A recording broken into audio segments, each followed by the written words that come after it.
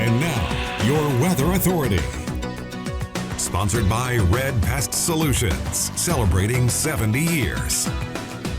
Well, good morning, South Mississippi. Welcome back. If you've been with us, it's damp and rainy out there to start with in a few locations. Some sprinkles on the lens here. Looks like it might be actively sprinkling out here in Hancock County at the Hancock-Whitney Bank Building, or excuse me, Hancock-Whitney camera on top of Dan B's. It used to be on the bank building downtown. But now it's over here and looking pretty gray. You can't even see Highway 90 out there in the distance, as we are seeing some foggy issues. Dense fog advisories issued for the coastal counties as well as Pearl River County. And again, whenever you've got a light rain, it kind of acts a little bit like fog as well. So you may be running into some lowered visibility. Thankfully, it's very thin, not a whole lot upstream here. Some of that going to miss us to the north anyway as it slowly drifts away.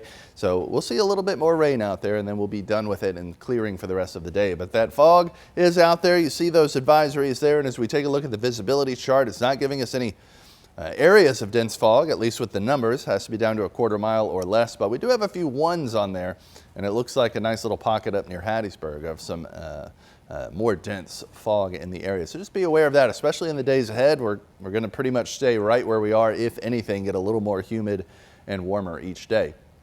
So temperatures have fallen down into the mid-60s. It's about as low as we're going.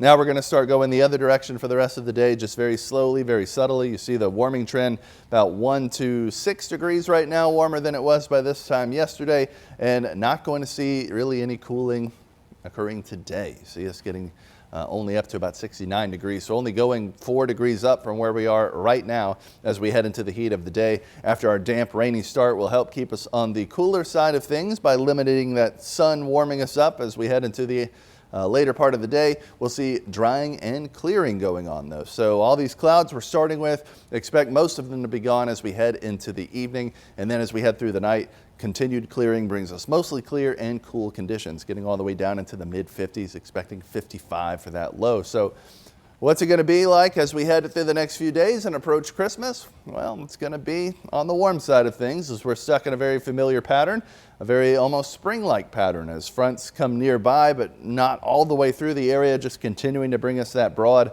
southerly flow, which keeps things warm and more humid. So we're continuing to see that cloud cover persistent today, but breaking up a bit as we head into tomorrow. Now, this particular model, I believe, does a lot of things well, but overdoes cloud cover just a bit there.